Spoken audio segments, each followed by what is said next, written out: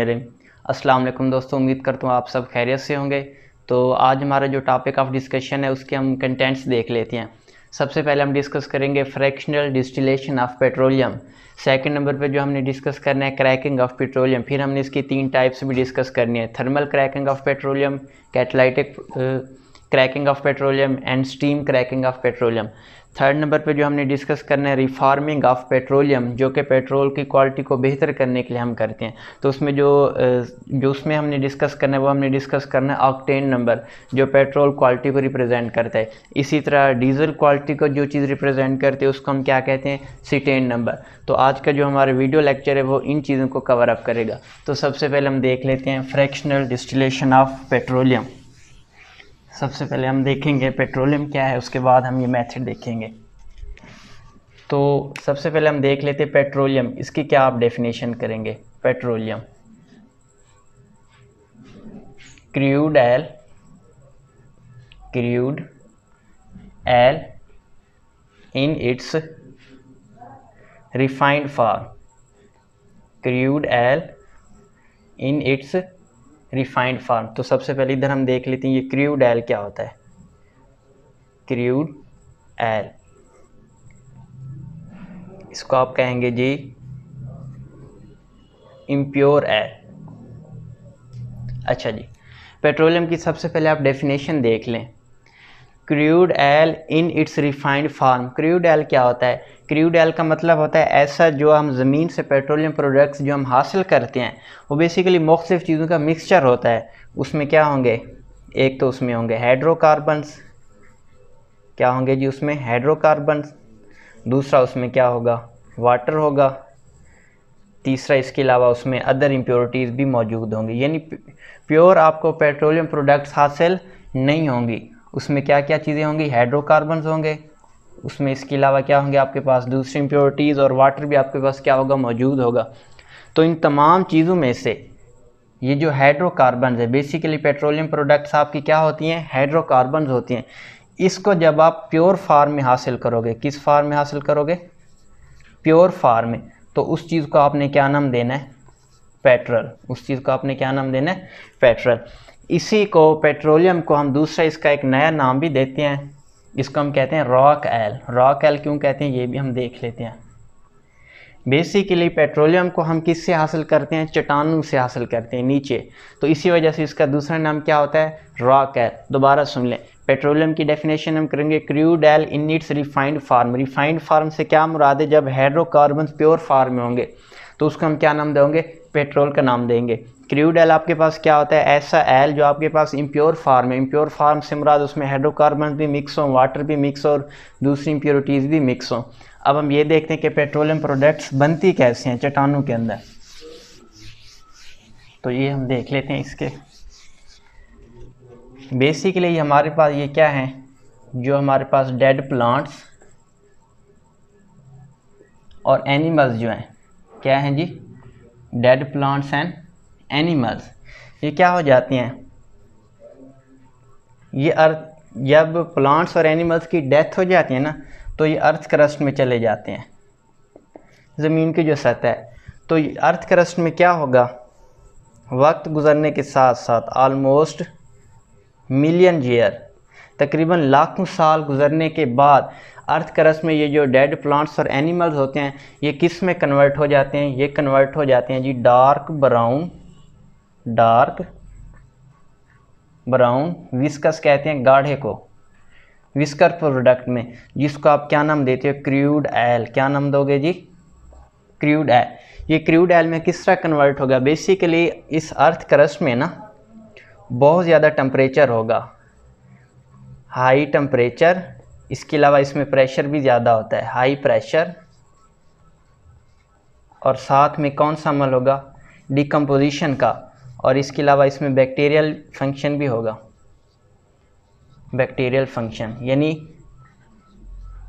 ये जो dead plants और डेड एनिमल्स होते हैं ना, इनके ऊपर हाई टेम्परेचर हाई प्रेशर की मौजूदगी में ये जो बैक्टीरिया है ना, ये इसको क्या करेंगे, मुख्तलिफ़ चीज़ों में कन्वर्ट कर देंगे, जिसको आप क्या नाम दोगे, क्रूड ऑयल। और इसका कलर क्या होगा, डार्क ब्राउन विस्कस। इसका कलर क्या होगा, डार्क ब्राउन विस्कस। विस्कस कहते हैं गाढ़े को। तो इसके नतीजे में जो आपको प्रोडक्ट हासिल होता है उसको हम क्या कहते हैं, क्रूड ऑयल। अब हमने ये देखना है कि इस क्रूड ऑयल को हम मुख्तलिफ़ अज्जा में किस तरह सेपरेट कर सकते हैं।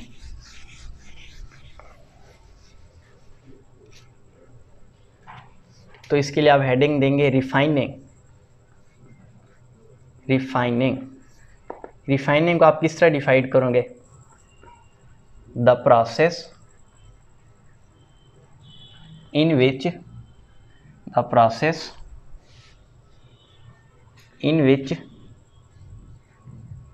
क्रूड ऑयल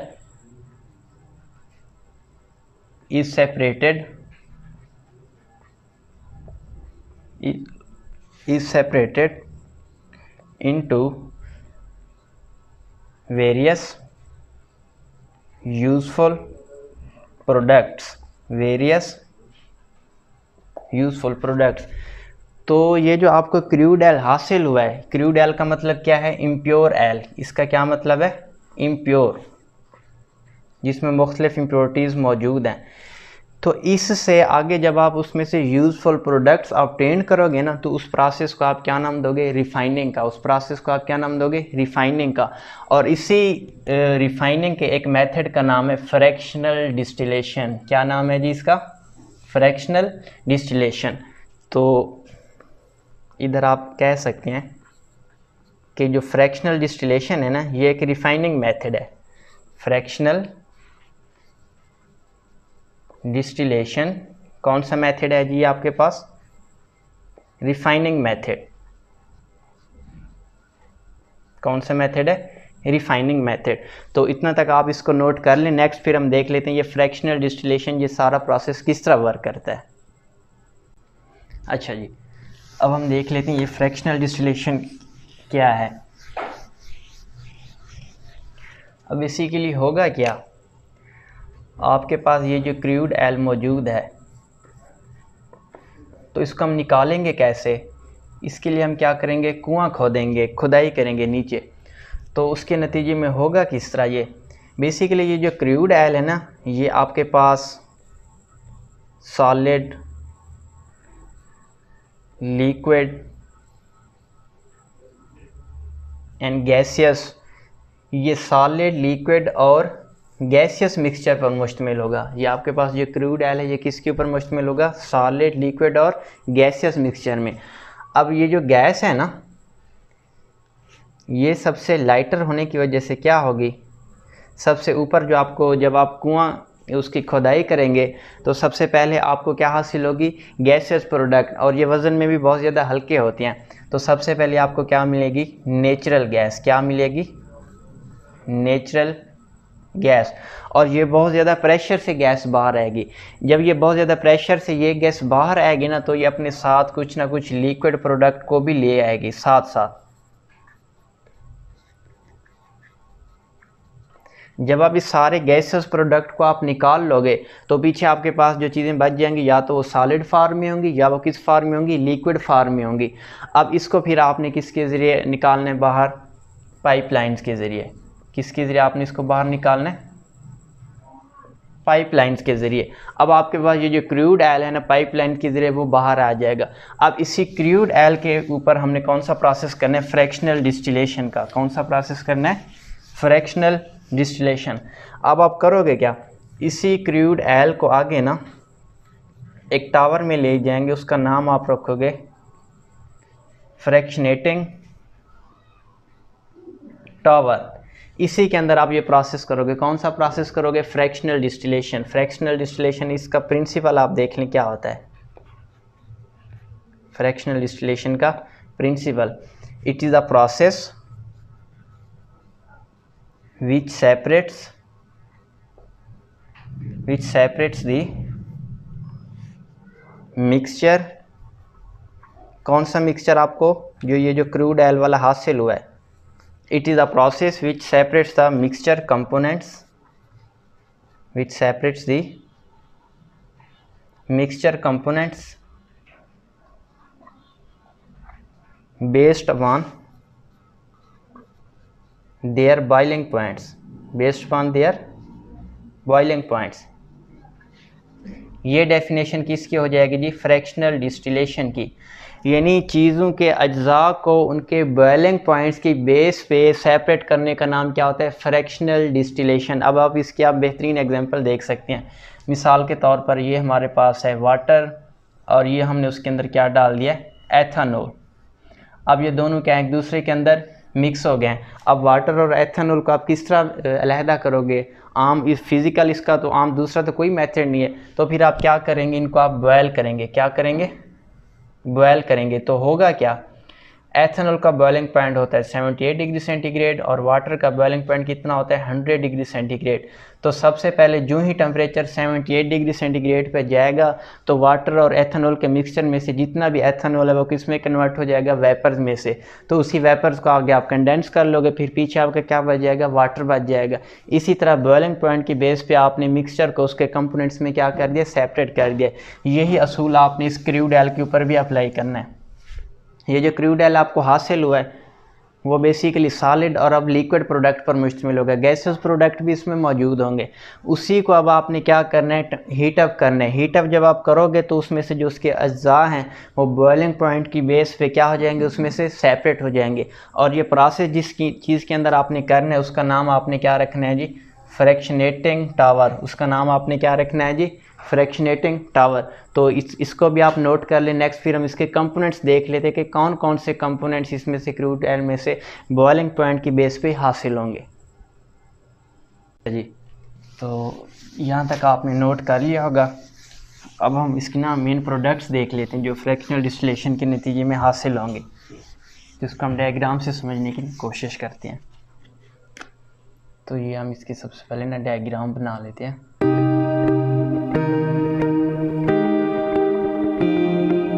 ये इस तरह से हम फ्रैक्शनेटिंग टावर को ड्रा करने की कोशिश करते हैं।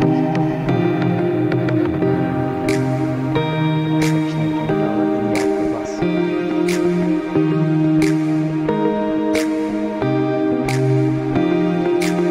इस तरह से जाएगा।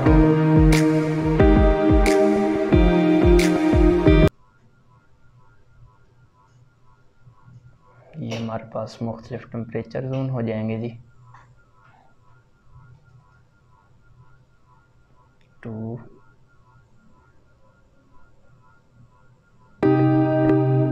ये आपने ना 6 टेम्परेचर जोन बना लेने हैं इसके। फिर इसको साथ साथ हम डिस्कस कर लेते हैं। 1 2 3 4 ये हमारे पास है जी 5, हमारे पास हो गया 6,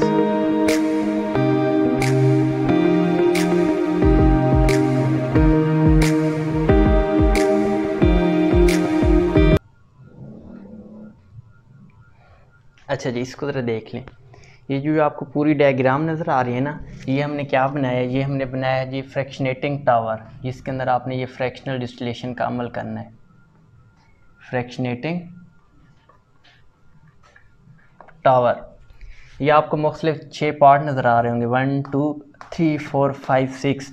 ये जो 6 पार्ट्स हैं ना इसके, ये बेसिकली इसको हम कहते हैं टेम्परेचर जोन। इसको हम क्या नाम देंगे जी? Temperature zone. ये फिर आगे हम देख लेते हैं ये क्या होते हैं। अच्छा जी, इसके अलावा ये इस तरह हो जाएगा। इधर से हम इसको देख लेते हैं। ये जो हमने क्रूड ऑयल इसके अंदर इनपुट करना है,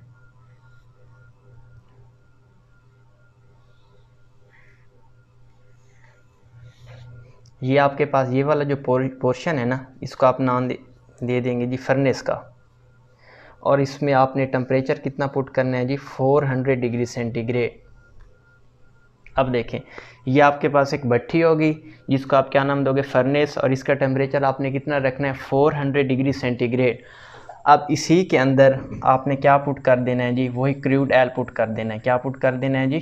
क्रूड ऑयल, जो कि आपने वो ज़मीन से हासिल किया था। उसी क्रूड ऑयल को आप किस में ले आएंगे? फर्नेस में ले आएंगे।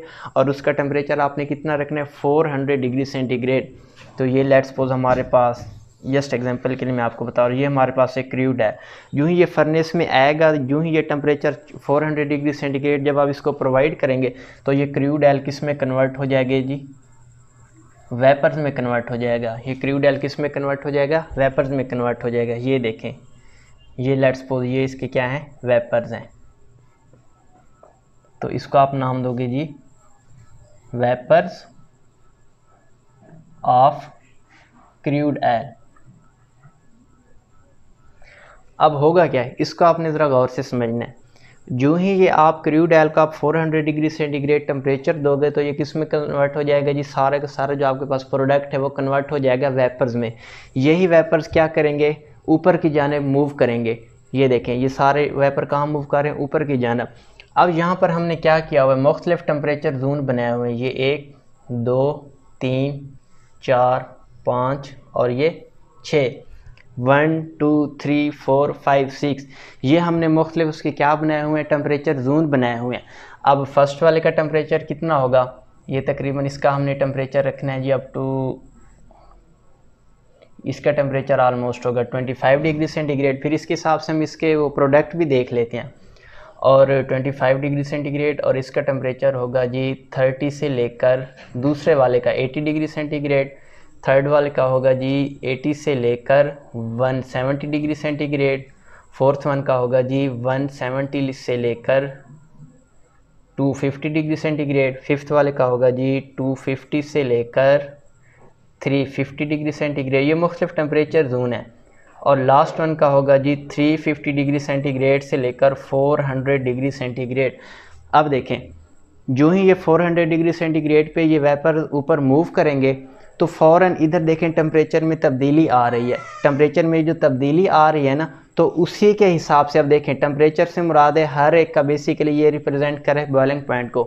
तो ये जो क्रूड ऑयल का मिक्सचर है ये अपने अपने बॉइलिंग पॉइंट के टेम्परेचर जोन के हिसाब से क्या हो जाएगा, वहाँ पर कंडेंस हो जाएगा। वहाँ पर क्या हो जाएगी, कंडेंस हो जाएगा, मतलब वहाँ पर ये क्या हो जाएगा, इकट्ठा हो जाएगा। तो फिर उसको हम उसमें से क्या कर लेंगे, सेपरेट कर लेंगे। तो ये देख लें, ये हमारे पास है टेम्परेचर जोन 1 और ये हमारे पास रिप्रेजेंट कर रहा है 2 को। आगे फिर इसके हम ये प्रोडक्ट भी देख लेते हैं। ये 3 को 4 रिप्रेजेंट कर रहा है, ये 4 को, और ये किसको रिप्रेजेंट कर रहा है, 5 को रिप्रेजेंट कर रहा है, और ये किसको रिप्रेजेंट कर रहा है, 6 को रिप्रेजेंट कर रहा है। अब ये जो मुख्तलिफ 6 आपको टेम्परेचर जोन नज़र आ रहे हैं ना, इसमें प्रोडक्ट भी क्या होंगे, मुख्तलिफ होंगे। अब हम वो प्रोडक्ट देख लेते हैं क्या होंगे। जो सबसे पहला आपके पास टेम्परेचर जोन है ना, जिसका आपने टेम्परेचर कितना रखा था, 25 डिग्री सेंटीग्रेड, तो यहाँ पर जो आपको प्रोडक्ट हासिल होगा वो प्रोडक्ट होगा जी पेट्रोलियम गैस। क्या नाम होगा जी उसका, पेट्रोलियम गैस। अच्छा जी, अब आपके पास ये जो दूसरा प्रोडक्ट आपको हासिल होगा उसका टेम्परेचर जोन आपने कितना रखा है जी, उसका टेम्परेचर जोन आपने रखना है जी 30 से लेकर 80 डिग्री सेंटीग्रेड। और इस वाले का आपने, इसमें जो आपको प्रोडक्ट हासिल होगा वो क्या हासिल होगा, वो होगा जी पेट्रोलियम ईथर। इसका आपने क्या नाम रखना है जी, पेट्रोलियम ईथर, ये जो आपको प्रोडक्ट हासिल होगा। थर्ड नंबर पे जो आपका टेम्परेचर जोन था वो कितना था जी, 80 से लेकर 170 डिग्री सेंटीग्रेड। ये आपके पास जो प्रोडक्ट हासिल होगा ये क्या होगी जी, गैसोलीन। ये जो आम हम पेट्रोल यूज़ करते हैं, गैसोलीन का दूसरा नाम क्या होता है जी, पेट्रोल, ये जो हम गाड़ियों वगैरह के अंदर यूज़ करते हैं। फोर्थ नंबर का जो आपके पास टेम्परेचर जोन हासिल हुआ है ना, उसका क्या टेम्परेचर आपने रखा था, उसका टेम्परेचर है जी 170 से लेकर 250 डिग्री सेंटीग्रेड। और ये आपका होगा जी कैरोसिन ऑयल। क्या होगा जी, कैरोसिन ऑयल, जिसको आप मट्टी का तेल भी कहते हो। और नंबर 5 पे जो आपको हासिल होगा ना, उसका टेम्परेचर है जी 250 डिग्री सेंटीग्रेड से लेकर 350 डिग्री सेंटीग्रेड। और ये आपके पास क्या होगा, ये आपके पास होगा जी डीजल ऑयल। क्या होगा जी, डीजल ऑयल। और बिल्कुल लास्ट नंबर 6 पे जो आपको हासिल होगा ना, जिसका टेम्परेचर हमने कितना रखा था, 350 से लेकर 400 डिग्री सेंटीग्रेड, उसका आपने क्या नाम रखना है उस प्रोडक्ट का, वो है जी फ्यूल ऑयल। वो क्या है जी, फ्यूल ऑयल। अब इसमें कौन से, यहाँ पर कौन से प्रोडक्ट आएंगे, यहाँ पर वो प्रोडक्ट आएंगे जो इस 400 डिग्री सेंटीग्रेड में भी वेपर में कन्वर्ट नहीं होंगे। तो इसको फिर हम क्या कहेंगे, रेजिड्यूअल ऑयल। क्या नाम देंगे जी इसको हम, रेजिड्यूअल ऑयल। रेजिड्यूअल ऑयल का क्या मतलब है, क्रूड ऑयल में से वो ऑयल जो इस 400 डिग्री सेंटीग्रेड पे सेपरेट नहीं होगा, वो फिर नीचे इस तरह ये आपके पास जमा हो जाएगा। ठीक है जी, इसको आप क्या नाम रखें जी, इसका नाम आप रखोगे रेजिड्यूअल ऑयल। इसको जी आप दोबारा सुन लें, सबसे पहले आपने क्या लेना है, क्रूड ऑयल ले लेना है जो आपने उस चट्टानों से हासिल किया है। तो उसको आपने किस में लेना है जी, फ्रैक्शनेटिंग टावर में। ये आपको डायग्राम नज़र आ रही होगी। तो उसमें आपने क्या करना है, भट्ठी में आपने टेम्परेचर देना है जी 400 डिग्री सेंटीग्रेड। जो ही आप इसको 400 डिग्री सेंटीग्रेड टेम्परेचर देंगे ना, ये जो आपका क्रूड ऑयल है ना, ये सारे का सारा किस में कन्वर्ट हो जाएगी, वेपर्स में कन्वर्ट हो जाएगा। किस में कन्वर्ट हो जाएगा, वेपर्स में कन्वर्ट हो जाएगा। फिर आगे यही वेपर जब आगे इस टावर में मूव करेंगे, यहाँ पर हमने मुख्तलिफ टेम्परेचर जोन बनाए हुए हैं। फर्स्ट वन का टेम्परेचर जोन कितने, 25, ये second, third, fourth, fifth, six, ये मुख्तलिफ आपको 6 जोन नज़र आ रहे हैं। बेसिकली ये 6 जोन जो टेम्परेचर जोन हमने बनाया है ना, ये 6 प्रोडक्ट को रिप्रेजेंट कर रहे हैं। तो इसमें से हर एक प्रोडक्ट अपने बॉइलिंग पॉइंट के हिसाब से क्या हो जाएगा, सेपरेट हो जाएगा। ये जो आपको टेम्परेचर नज़र आ रहा है ना, ये बेसिकली इस प्रोडक्ट के बॉइलिंग पॉइंट को शो कर रहा है। किसको शो कर रहा है, इस प्रोडक्ट के बॉइलिंग पॉइंट को शो कर रहा है। तो जो प्रोडक्ट इसमें मिक्सचर में पेट्रोलियम गैस होगी वो किस पे सेपरेट हो जाएगी, 25 पे। जो पेट्रोलियम ईथर है वो किस टेम्परेचर पे सेपरेट होगी, 30 से लेकर 80 डिग्री सेंटीग्रेड। जो आपके पास गैसोलीन है, जो आम पेट्रोल है, उस वो किस टेम्परेचर पे सेपरेट होगा, 80 से लेकर 170 डिग्री सेंटीग्रेड। ये उसके बॉइलिंग पॉइंट की रेंज है।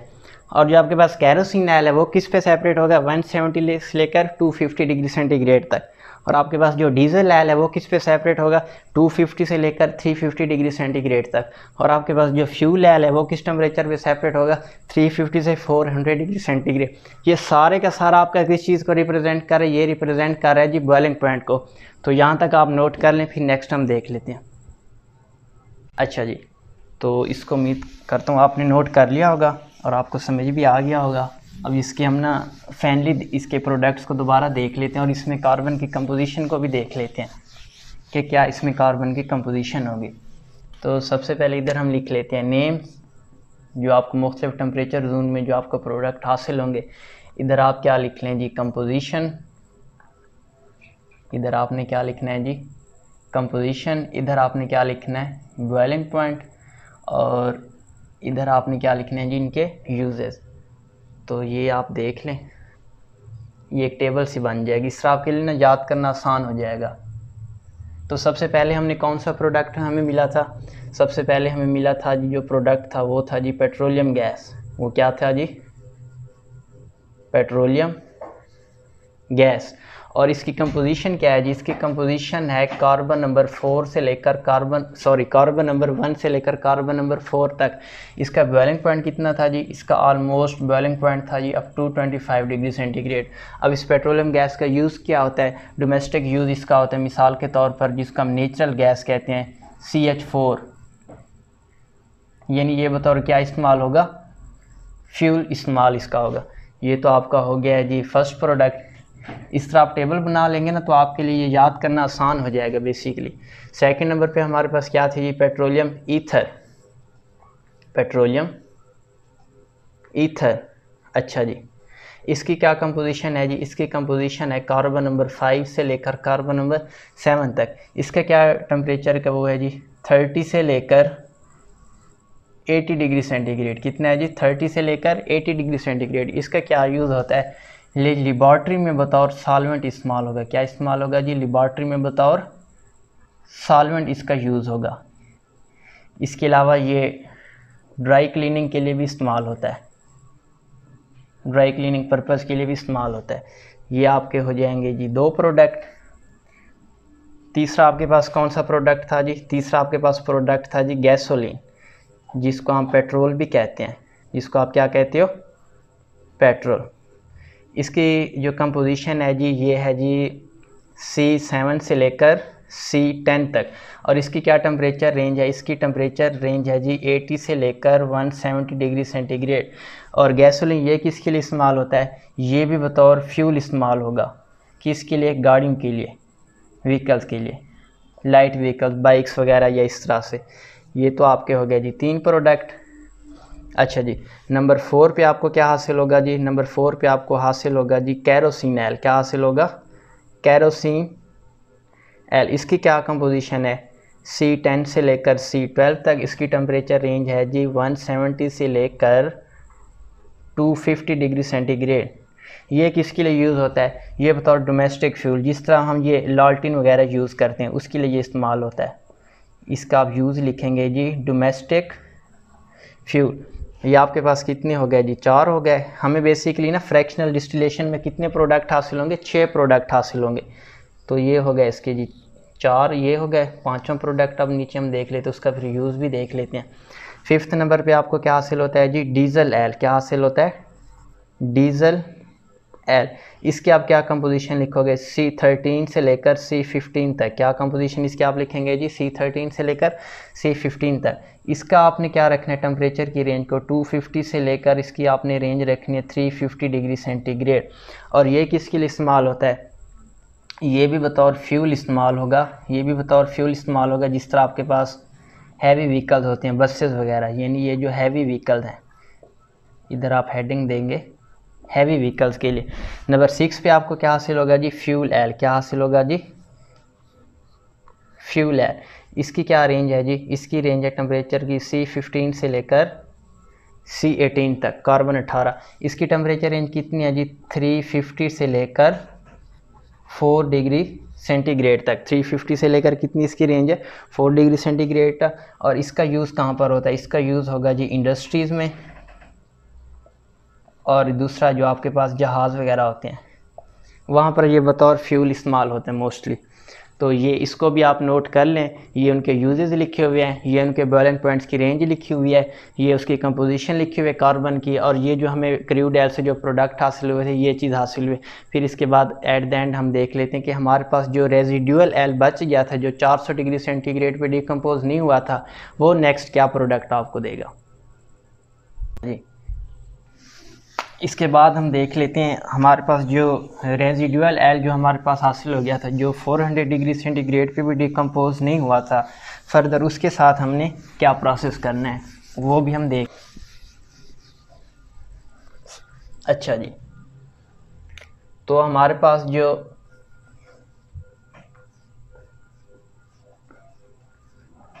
रेजिडुअल ऑयल हासिल हुआ था उसको अब आपने दोबारा हीट करना है up more than 4 degree centigrade, या इसमें आप लिखेंगे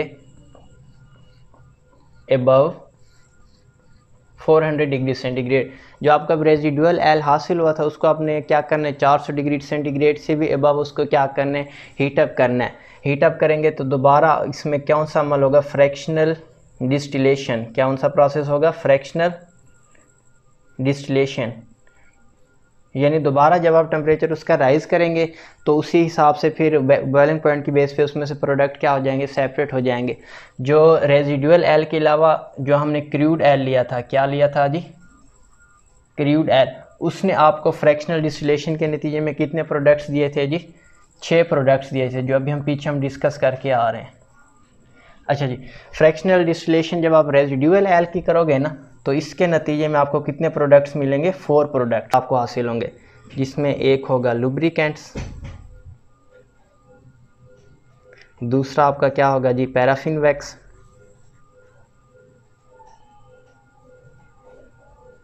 तीसरा आपके पास क्या होगा जी, एस्फाल्ट, और 4th नंबर पे आपको क्या हासिल होगा जी,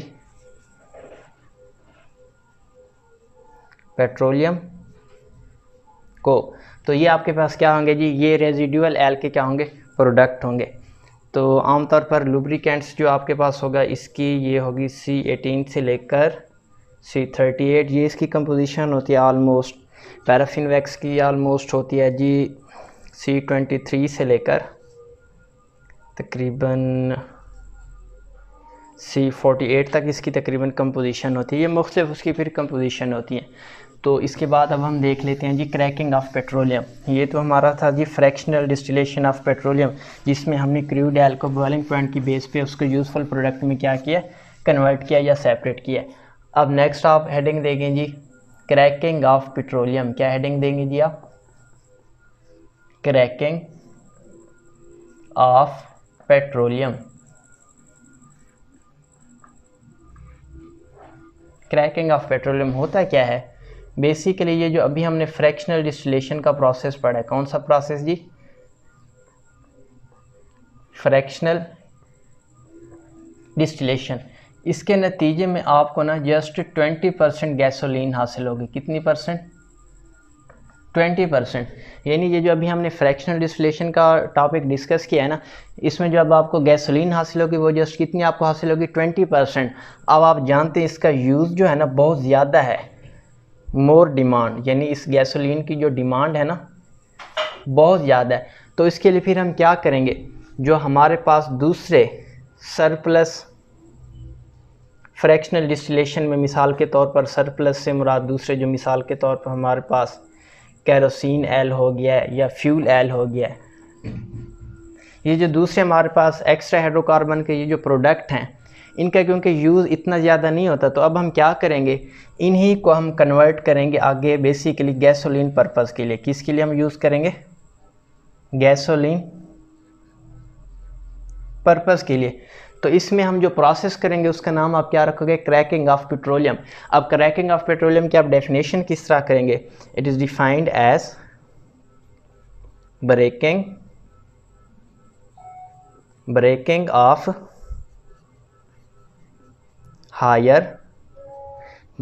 ऑफ हायर हाइड्रोकार्बन। अगर हायर हाइड्रोकार्बन हैं तो उनका बॉइलिंग पॉइंट भी क्या होगा, हाई होगा। Higher hydrocarbon, higher boiling point, breaking of higher hydrocarbons into lower hydrocarbons lower hydrocarbons होंगे तो इनका जो बॉइलिंग पॉइंट है ये भी क्या होगा जी, लोअर होगा, लोअर बॉइलिंग पॉइंट। यानी क्रैकिंग ऑफ पेट्रोलियम का आप किस तरह डिफाइन करोगे, it is a process in which higher hydrocarbons are break down into lower hydrocarbon, higher hydrocarbons are break down into lower hydrocarbon. अब हम इसके एग्जांपल भी देख लेते हैं, उससे आपको मज़ीद क्लियर हो जाएगा कि हायर हाइड्रोकार्बन को किस तरह हम लोअर हाइड्रोकार्बन में क्या करेंगे, ब्रेक डाउन उसकी करेंगे। मिसाल के तौर पर ये है मेरे पास C16H34, ये हमारे पास क्या है जी, एन हेक्सा डिकेन। दूसरे लफ्ज़ों में ये हमारे पास क्या है जी, अल्केन है। क्या है जी, अल्केन। इसको आप क्या करो जी, हीट करो। क्या करो, हीट करो।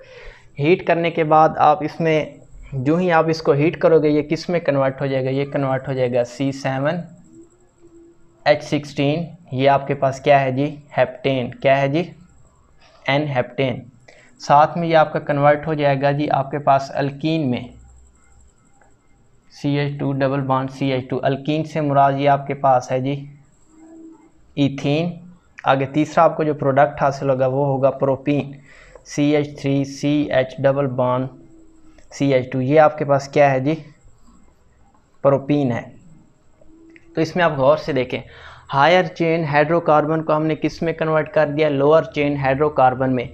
तो अगर आप इसमें देखें ये जो हमें C7H16 हासिल हुआ है इसको हम बतौर गैसोलीन पर्पज़ के लिए यूज़ कर सकते हैं, क्योंकि गैसोलीन के पीछे अभी आप कंपोजिशन पढ़ के आ रहे हो। क्या कंपोजिशन थी जी, पेट्रोलियम गैस की थी C1 से लेकर 4 तक, पेट्रोलियम ईथर की थी C5 से लेकर 7 तक। गैसोलीन कहाँ से स्टार्ट हो रही थी जी, ये स्टार्ट हो रही थी C7 से लेकर C10 तक। मतलब C7 से लेकर C10 तक जितने भी हाइड्रोकार्बन है ना उसको हम बतौर गैसोलीन पर्पज़ के लिए यूज़ कर सकते हैं। इसी वजह से इस हायर चेन हाइड्रोकार्बन को हम किस में कन्वर्ट कर दिया, हमने इसको गैसोलीन पर्पज़ के लिए इसको हमने यूज़ कर लिया। तो इसका नाम हम क्या रखेंगे, क्रैकिंग ऑफ पेट्रोलियम। अब नेक्स्ट इसकी टाइप्स देख लें। इसकी बेसिकली 3 टाइप्स हैं क्रैकिंग ऑफ पेट्रोलियम की। इसकी हम आगे देखें अब क्रैकिंग की टाइप्स। सबसे पहले उसकी जो टाइप है ना उसका नाम आपने क्या रखना है जी, थर्मल क्रैकिंग। क्या नाम रखना है जी, थर्मल क्रैकिंग। तो सबसे पहले इसको हम डिफाइन कर लेते हैं। थर्मल क्रैकिंग आपके पास क्या होती है, इसमें यह होती है कि आपने जो हाइड्रोकार्बन लिया है ना, breaking of hydrocarbon with the help of high temperature and high pressure. यानी इसमें आपने जो हाइड्रोकार्बन लिया है ना उसके ऊपर आपने हाई टेम्परेचर और हाई प्रेशर अप्लाई करना है, बदले में वो हायर हाइड्रोकार्बन किस में कन्वर्ट हो जाएंगे जी, लोअर हाइड्रोकार्बन में कन्वर्ट हो जाएंगे। तो इसके यूजेस क्या हैं जी, ये आपको ना अनसैचुरेटेड हाइड्रोकार्बन देगा। क्या देगा जी, अनसैचुरेटेड हाइड्रोकार्बन। मिसाल के तौर पर ये आपको क्या देगा, इथीन देगा। दूसरा ये आपको क्या देगा जी, प्रोपीन देगा। वैसे आमतौर पर क्रैकिंग में हम कितना टेम्परेचर रखते हैं, आमतौर पर इसमें हम टेम्परेचर रखते हैं जी 700 डिग्री सेंटीग्रेड तक। ये बहुत ज़्यादा टेम्परेचर है। ये किसके लिए टेम्परेचर, ये थर्मल क्रैकिंग के लिए। किसके लिए है जी, थर्मल क्रैकिंग के लिए। नेक्स्ट अब आप इसका देख लें जी, कैटालाइटिक। कैटालाइटिक क्रैकिंग, इसको आप किस तरह डिफाइन करोगे, इसको आप डिफाइन करोगे breaking of hydrocarbons, breaking of hydrocarbon with low temperature. Temperature आपने तकरीबन कितना रखना है जी, 500 डिग्री सेंटीग्रेड। दूसरा आप इधर लिखोगे एंड लो प्रेशर। क्या लिखोगे जी, प्रेशर आपने इसमें कितना लिखना है जी, 2 atm। Breaking of higher hydrocarbons with low temperature 500 degree centigrade and low pressure 2 atm with the help of suitable catalyst, with the help of suitable catalyst। Catalyst क्या होता है, कैटलिस्ट वो होता है जी जो रिएक्शन को क्या कर दे, स्पीड अप कर दे। जो रिएक्शन को क्या कर दे जी, स्पीड अप कर दे, लेकिन खुद रिएक्शन में यूज़ ना हो, उसको हम क्या कहते हैं, कैटलिस्ट। और इसमें जो आपने कैटलिस्ट यूज़ करना है ना, वो एक तो आपने यूज़ करना है सिलिका। क्या यूज़ करना है, सिलिका, SiO2। दूसरा आपने इसमें यूज़ करना है एलुमिनियम। इसका आपने मिक्सचर यूज़ करना है। क्या यूज़ करना है जी, एलुमिनियम, Al2O3। इसके बदले में आपको प्रोडक्ट क्या हासिल होंगे, इसके बदले में कैटालाइटिंग के नतीजे में आपको प्रोडक्ट हासिल होंगे जी हाई ऑक्टेन नंबर गैसोलीन। क्या आपको प्रोडक्ट हासिल होगा, हाई ऑक्टेन नंबर। ये ऑक्टेन नंबर किसको शो करता है, ये ऑक्टेन नंबर शो करता है जी पेट्रोल क्वालिटी को। किसको शो करता है, पेट्रोल क्वालिटी को। ये आगे चलकर हमने इसको डिस्कस करना है, ये ऑक्टेन नंबर पेट्रोल क्वालिटी को किस तरह ये इसको डिफाइन करता है। तो यहाँ तक आप नोट कर लें, फिर नेक्स्ट हम देख लेते हैं जिसकी थर्ड जो इसकी टाइप है। अच्छा जी, इसको आपने नोट कर लिया होगा। अब हम इसकी नेक्स्ट इसकी ना थर्ड टाइप देख लेते हैं, जिसका नाम है जी स्टीम क्रैकिंग। तो साथ साथ आप इसको नोट करते जाएंगे और इसके आप नोट्स बनाते जाएं, आपके लिए काफ़ी हेल्पफुल होंगे जी। साथ साथ आप अपनी बुक से भी कंसल्ट कर लीजिएगा। अच्छा जी, नेक्स्ट हमारे पास इसकी थर्ड कौन सी टाइप है जी, स्टीम क्रैकिंग। क्या है जी इसका नाम, स्टीम क्रैकिंग। इसको आप किस तरह डिफाइन करेंगे, it is the process in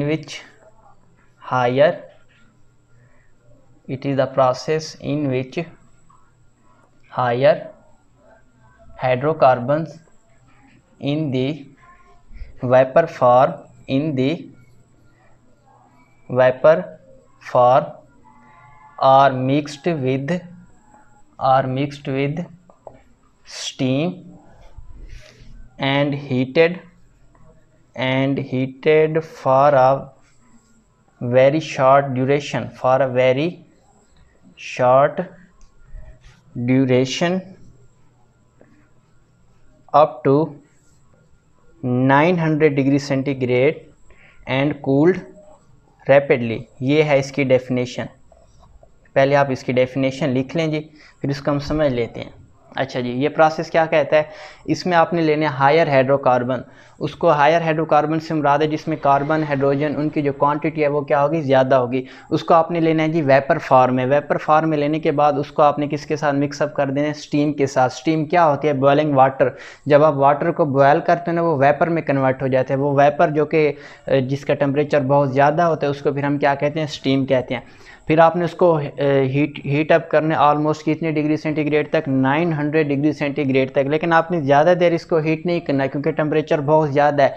ये फ़ौरन ही हायर हाइड्रोकार्बन लोअर हाइड्रोकार्बन में टूट जाएंगे क्योंकि टेम्परेचर बहुत ज़्यादा है।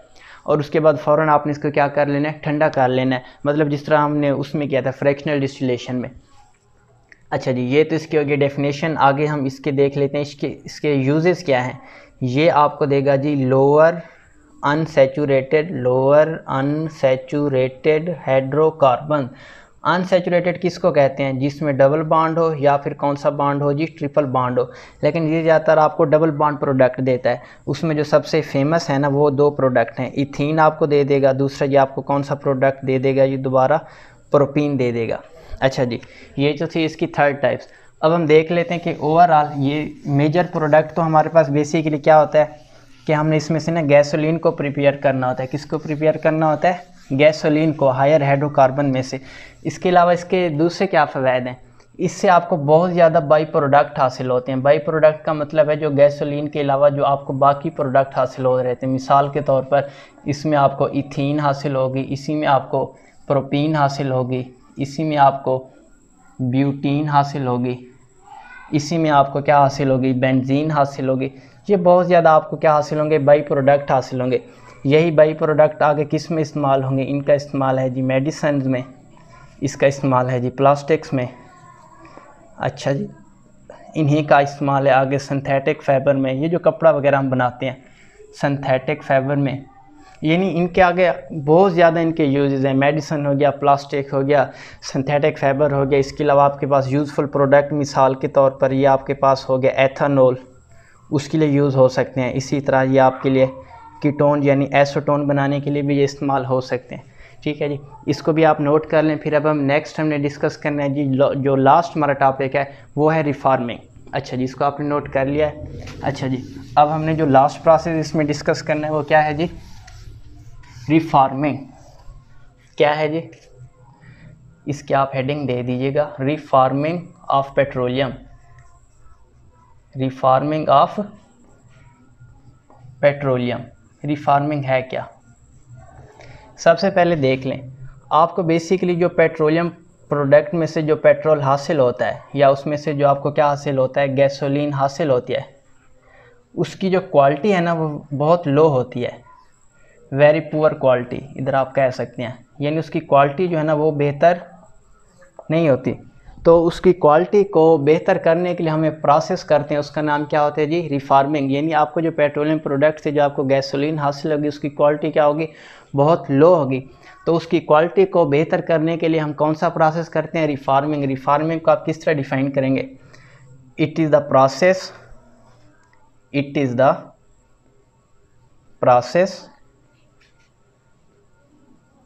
in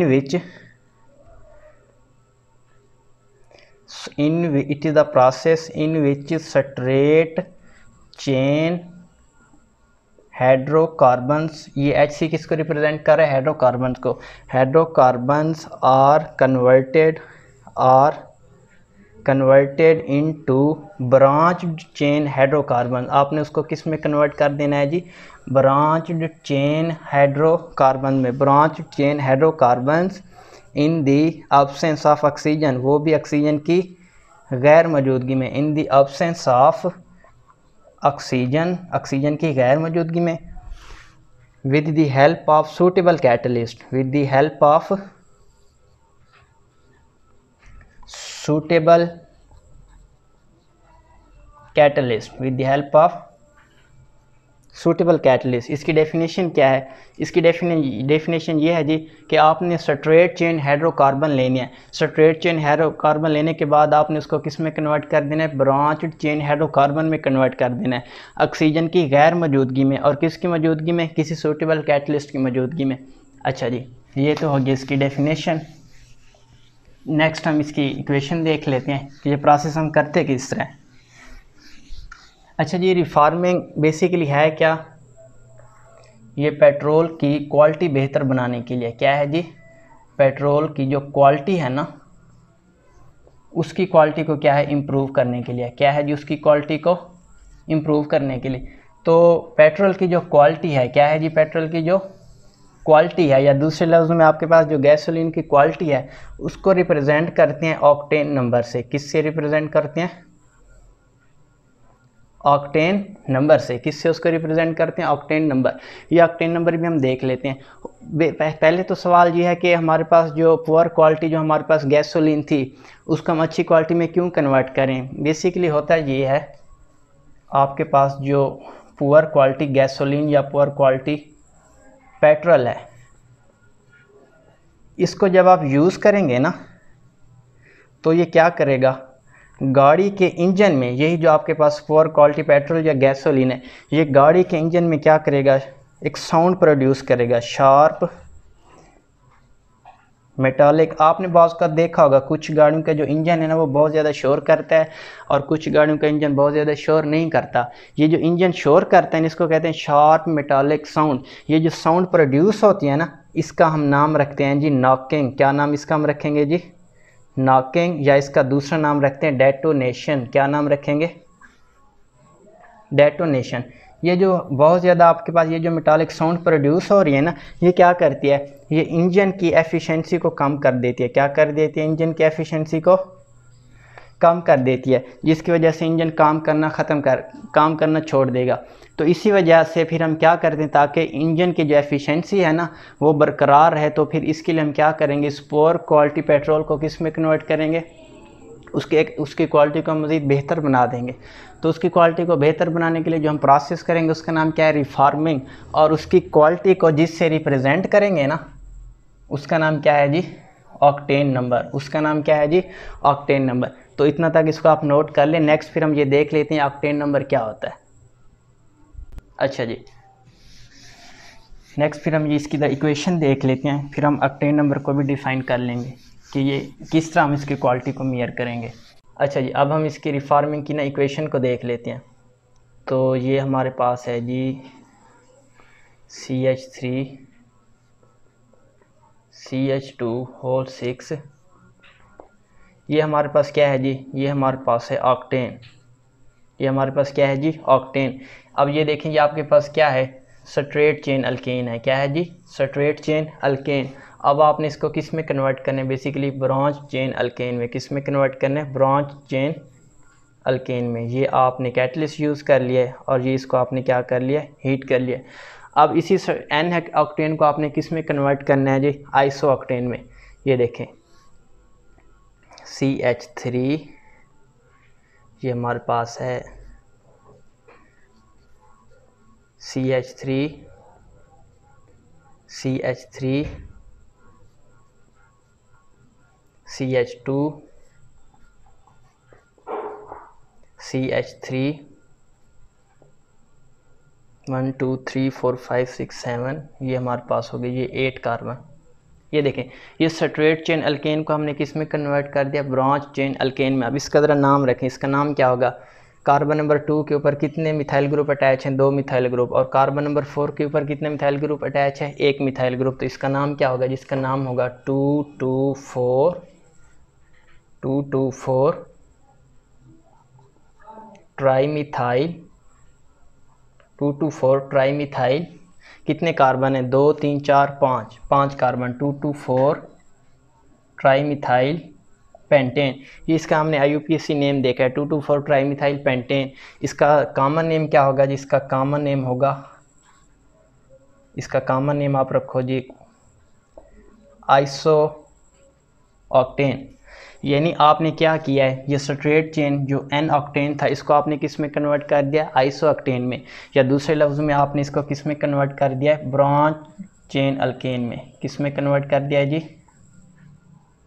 ब्रांच्ड चेन अल्केन में। तो इस सारे प्रोसेस को जिसमें आपने स्ट्रेट चेन अल्केन को किस में कन्वर्ट कर दिया जी? ब्रांच चेन अल्केन में। तो इस प्रोसेस को आप क्या नाम दोगे जी? रिफॉर्मिंग का नाम दोगे। अब हम अपने मेन उसमें आते हैं कि इसमें ऑक्टेन नंबर का क्या रोल होता है। ये तो हमने इसकी कन्वर्जन पढ़ ली कि जो हमने इसको स्ट्रेट चेन अल्केन को ब्रांच चेन अल्केन में कन्वर्ट किया तो क्यों किया। बेसिकली ऑक्टेन नंबर को हम डिफ़ाइन किस तरह करेंगे? Octane number, it is the percentage by volume. It is the percentage by volume of isooctane and n-heptane. Octane number करता क्या है? पेट्रोल की क्वालिटी को शो करता है। किसको शो करता है जी? पेट्रोल की क्वालिटी को। अभी आप देख लें कैसे। पहले तो इसके आप डेफिनेशन देख लें। ये बेसिकली वॉल्यूम को रिप्रेजेंट करता है, और किस में रिप्रेजेंट करता है? परसेंटेज में, कि कितने परसेंट उसमें आइसोऑक्टेन और कितने परसेंट उसमें क्या है? एन-हेप्टेन। जिसका ऑक्टेन नंबर जितना ज़्यादा होगा उतना पेट्रोल की क्वालिटी क्या होगी? बेहतर होगी। दूसरे लफ्ज़ में आप कह सकते हैं petrol quality is directly proportional to octane number, is directly proportional to octane number. और इसमें हम करते क्या हैं? ये जो इसमें आपके पास आइसोऑक्टेन है, क्या है जी? आइसोऑक्टेन। इसमें इसको आप लोगे जी स्टैंडर्ड। क्या लोगे जी? स्टैंडर्ड। और स्टैंडर्ड लेने के बाद हम कहेंगे इसका जो ऑक्टेन नंबर है वो क्या होता है जी? 100। ऑक्टेन इसका क्या होता है जी? ऑक्टेन नंबर क्या होता है? 100। मतलब सबसे बेहतर जो क्वालिटी होती है। अब आइसोऑक्टेन का फार्मूला क्या था? आप अभी पढ़ के आ रहे हो। इसका फार्मूला था 2,2,4 ट्राईमिथाइल 2,2,4 ट्राईमिथाइल पेंटेन। यानी ये जो 2,2,4 ट्राईमिथाइल पेंटेन आपको ये क्या था? बेसिकली ये आपके पास था ब्रांच चेन अल्केन। क्या था ये? Branched chain. अब यही अल्केन जब इसको हमने एन एक्टेन लिया था स्ट्रेट चेन, उसकी क्वालिटी इतनी बेहतर नहीं थी। ये जो 2,2,4 ट्राईमिथाइल पेंटेन है ना, इसका हमने ऑक्टेन नंबर बतौर स्टैंडर्ड कितना लेना है? 100 लेना है।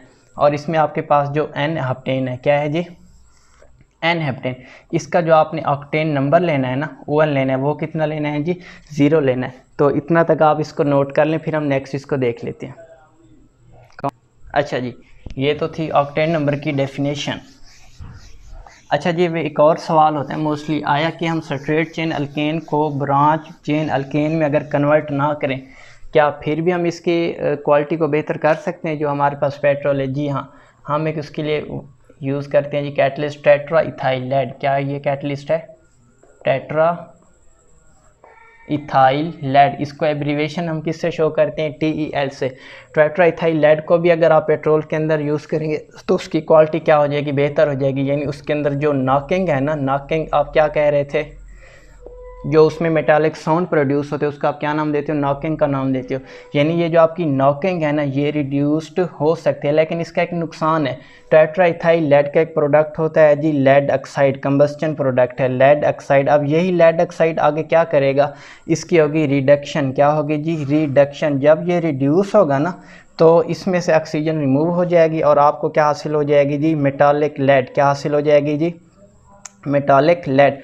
अब यही मेटालिक लेड आगे किस में चली जाएगी? एटमॉस्फेयर में। किस में चली जाएगी? एटमॉस्फेयर में। वहाँ जाने के बाद ये क्या कर देगी? एयर पोल्यूशन के बायस बनेगी। इसी वजह से टेट्रा इथाइल लेड यूज़ करने की बजाय हम स्ट्रेट चेन अल्केन को किस में कन्वर्ट कर देते हैं? ब्रांच चेन अल्केन में। अब हम इसके कुछ एग्जांपल देख लेते हैं ऑक्टेन नंबर की, कि जो मुख्तलिफ हम अल्केन यूज़ करते हैं उसका ऑक्टेन नंबर क्या है। अब मिसाल के तौर पर ये जो मीथेन है, इसका जो ऑक्टेन नंबर होता है ये होता है 122। इथेन, इसका ऑक्टेन नंबर होता है 101। प्रोपेन, इसका ऑक्टेन नंबर क्या होगा जी? 96। CNG, कंप्रेस्ड नेचुरल गैस, इसका ऑक्टेन नंबर कितना हो जाए?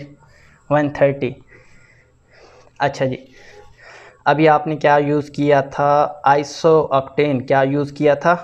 जिसका आपने नाम रखा था 2,2,4 ट्राईमिथाइल पेंटेन। इसका ऑक्टेन नंबर कितना होता है जी? 100। इसको आपने क्या लेना है? स्टैंडर्ड। इसको आपने क्या लेना है? स्टैंडर्ड। अच्छा जी, आपके पास आ गया एन-हेप्टेन। क्या है जी?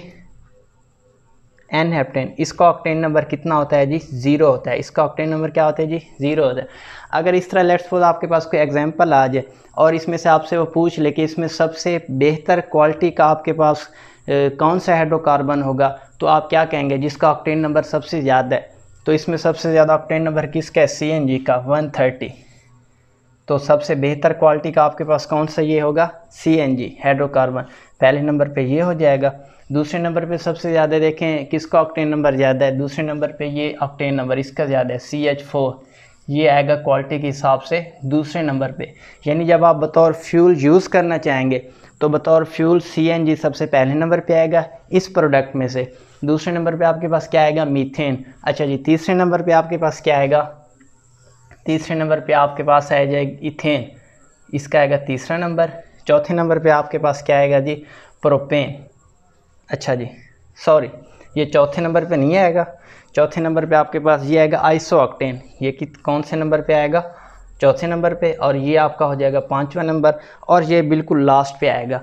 यानी ऑक्टेन नंबर की मदद से आपको आइडिया हो जाता है कि कौन सा इसमें जो फ्यूल है ना वो बेटर क्वालिटी का है। जिसका ऑक्टेन नंबर जितना ज़्यादा होगा उसका जो ऑक्टेन नंबर है वो भी उसका क्या होगा? ज़्यादा होगा। जितना ऑक्टेन नंबर ज़्यादा होगा उतना उसकी क्वालिटी भी क्या होगी? बेहतर होगी। अब नेक्स्ट इसका कंपैरिजन देख लेते हैं कि अल्केन, अल्कीन, अल्काइन, एरोमेटिक, इस मुख्तलिफ कंपाउंड में से सबसे ज़्यादा ऑक्टेन नंबर किसका होता है। तो इधर आप लिख लें जी, इधर जो हम एग्जांपल ले रहे हैं, इंक्रीजिंग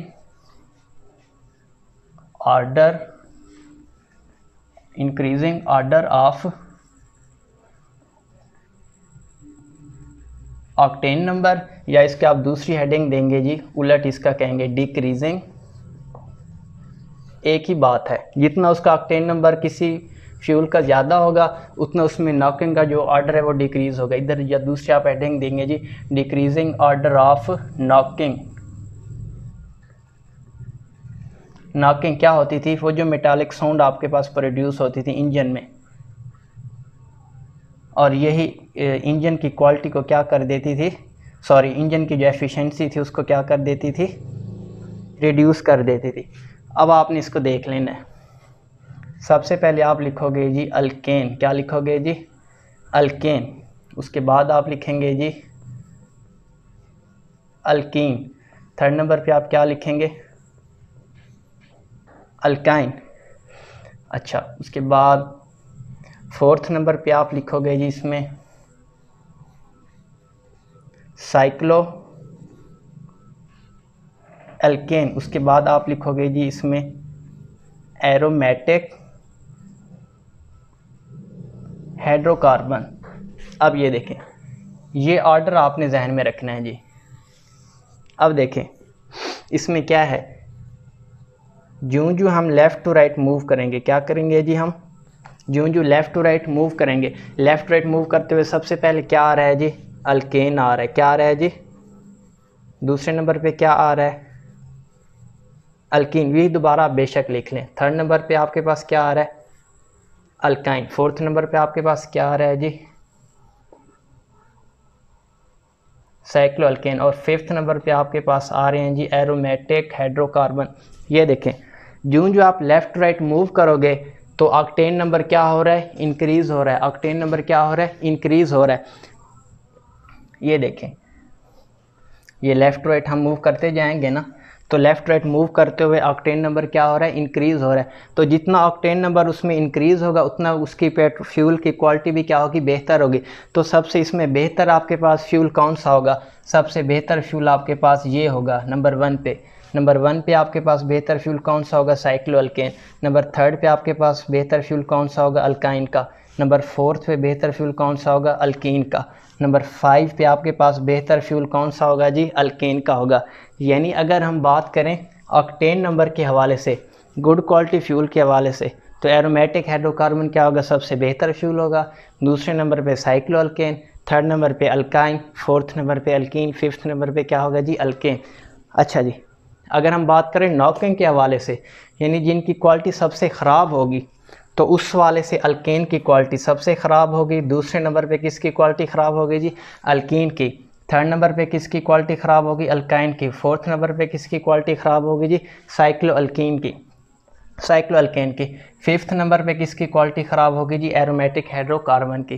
तो इसको भी आप नोट कर लें। फिर नेक्स्ट हम एक इसकी न्यूमेरिकल देख लेते हैं और इसके साथ हम देख लेते हैं C10 नंबर। तो इसको आप नोट कर लें जी। उम्मीद करता हूँ ये आपको समझ आ गया होगा जी ऑक्टेन नंबर का, और कौन सा इसमें गुड क्वालिटी जो हम फ्यूल यूज़ करते हैं इसकी भी आपको समझ आ गई होगी। अच्छा जी, अब आपको लेट्स सपोज एक क्वेश्चन देता है कि हमारे पास पेट्रोल का एक मिक्सचर है। क्या है जी? पेट्रोल का एक मिक्सचर है, और तकरीबन उसकी जो क्वांटिटी है वो है जी 80 ml। अच्छा जी, अब उसमें हमारे पास जो आइसोएक्टेन और जो हमारे पास है एन हेप्टेन, उसकी रेशियो उसने आपको बताई है 3.1। अब आपसे वो ये पूछ रहा है कि इस पेट्रोल में आपने उसके क्या बताना है, ऑक्टेन नंबर बताना है। अब देखें, ऑक्टेन नंबर बेसिकली किसको रिप्रेजेंट करता है? ऑक्टेन नंबर बेसिकली रिप्रेजेंट करता है आइसो ऑक्टेन को। बेसिकली आपने इसकी वैल्यू बतानी है। अब आप इसको आप ज़रा देख लें, 80 ml हमारे पास टोटल मिक्सचर है, उसमें आइसो ऑक्टेन और एन हेप्टेन की कितनी वैल्यू है जी? 3:1। तो आप आइसो ऑक्टेन के लिए सबसे पहले देख लें उसमें क्या वैल्यू आएगी। ये देख लें, ये आइसो ऑक्टेन है 3, टोटल ये वैल्यू ऐड कर दो 4, टोटल अमाउंट आपके पास कितनी है जी? 80। ये उस 80 ml के अंदर ये आपको बताएगा आइसो ऑक्टेन कितना है, 4। तो आइसो ऑक्टेन आपका इसमें हो जाएगा जी 60 ml। इसी तरह आप आगे देख लें जी एन हेप्टेन, क्या देख लें जी? एन हेप्टेन, एन हेप्टेन की वैल्यू क्या है? 1। टोटल मिक्सचर की वैल्यू क्या है? 3:1, 4 मल्टीप्लाई बाई 80, 4 एकम 4, ये हो जाएगा 20। यानी आपके पास जो एन हेप्टेन है वो आपके पास कितना है जी? 20 ml। अब देखें, उसने आपसे क्वेश्चन क्या पूछा है? 80 ml पेट्रोल मिक्सचर के अंदर उसने आपसे पूछा कि आइसो ऑक्टेन कितने है। अब देखें, अगर हमारे पास हो ये पेट्रोल हो जी 80 ml, तो उसमें 60 ml आपका क्या है जी? उसके पास ये वैल्यू है आइसो ऑक्टेन की। अगर हमारे पास ये हो 1 ml, ये हो जाएगा 60 डिवाइडेड बाई 80। बेसिकली हमेशा ये जो वैल्यू पूछी जाती है ना ऑक्टेन नंबर की, ये वैल्यू आपने बतानी होती है 100 में। क्यों 100 में बतानी होती है? पीछे डेफिनेशन में मैंने बताया था आइसो ऑक्टेन और एन हेप्टेन बेसिकली ये क्या है बच्चे? ये रिप्रेजेंट करता है वॉल्यूम को परसेंटेज में। तो अब आपके पास अगर ये हो लेट्स सपोज 100 ml, तो इसको आप किस तरह लिखेंगे? 60/80 multiply by 100 is equal to 75%। यानी उसमें जो आइसो ऑक्टेन की परसेंटेज है वो कितनी है जी? 75%। तो अब नेक्स्ट हम लास्ट वन देख लेते हैं जी सीटेन नंबर। क्या देख लेते हैं जी? Cetane number.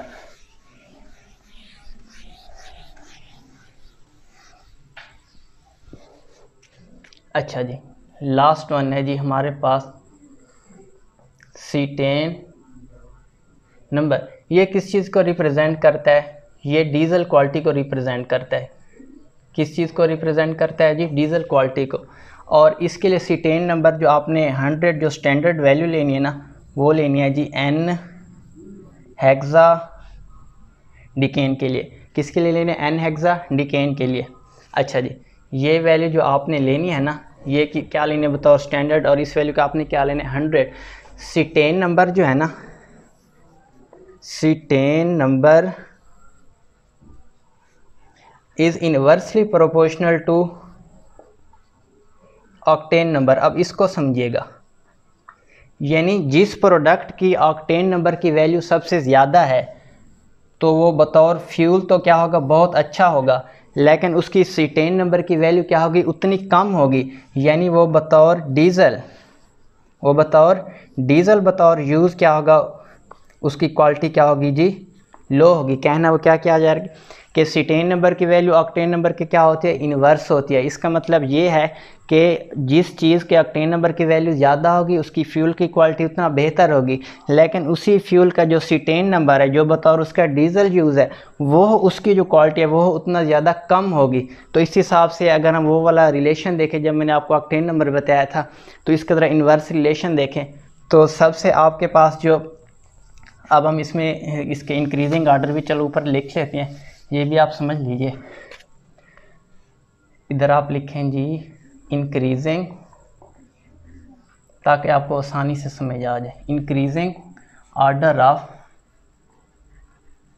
Cetane number. अब आपने उलट करना है, तो सबसे पहले गुड क्वालिटी इसमें आपके पास क्या होगी? सबसे गुड क्वालिटी के हिसाब से सबसे आपके पास क्या होगा जी? अल्केन होगा। क्या होगा? अल्केन होगा। Increasing order of cetane number. तो इंक्रीजिंग आर्डर में देख लें, उधर हमने सबसे पहले अल्केन लिया था, इधर आप लोगे सबसे पहले एरोमेटिक हाइड्रोकार्बन, उसके बाद आप क्या लोगे जी? साइक्लो अल्केन, उसके बाद आप क्या लोगे जी? अल्काइन, उसके बाद अल्कीन, उसके बाद आप लोगे जी अल्केन। यानी सबसे इसके इस हिसाब से सबसे ज़्यादा सिटेन नंबर किसका है? अल्केन सबसे ज़्यादा है, यानी ये गुड क्वालिटी होंगे। सबसे 1 नंबर पे, दूसरे नंबर पे अल्कीन, तीसरे नंबर पे अल्काइन, फोर्थ नंबर पे साइक्लो अल्कीन, फोर्थ नंबर पे, फिफ्थ नंबर पे एरोमेटिक हाइड्रोकार्बन। यानी सबसे आपके पास जो गुड क्वालिटी डीजल होंगे वो क्या होंगे? अल्केन। और सबसे लो क्वालिटी आपके पास जो डीजल होंगे वो कौन से होंगे? Aromatic hydrocarbon. लेकिन ऑक्टेन नंबर पे आपने क्या कर लेना है? उलट कर लेना है। तो उसमें सबसे गुड क्वालिटी जो फ्यूल होगा वो एरोमेटिक हाइड्रोकार्बन, और सबसे लो क्वालिटी जो फ्यूल होगा वो क्या होगा? अल्केन होगा। तो उम्मीद करता हूँ आपको आज का लेक्चर समझ आ गया होगा। इसके अलावा अगर इस लेक्चर में कोई कन्फ्यूजन है या किसी भी टॉपिक में, आप मुझे कमेंट बॉक्स में कमेंट कर दीजिएगा। अल्लाह हाफिज़।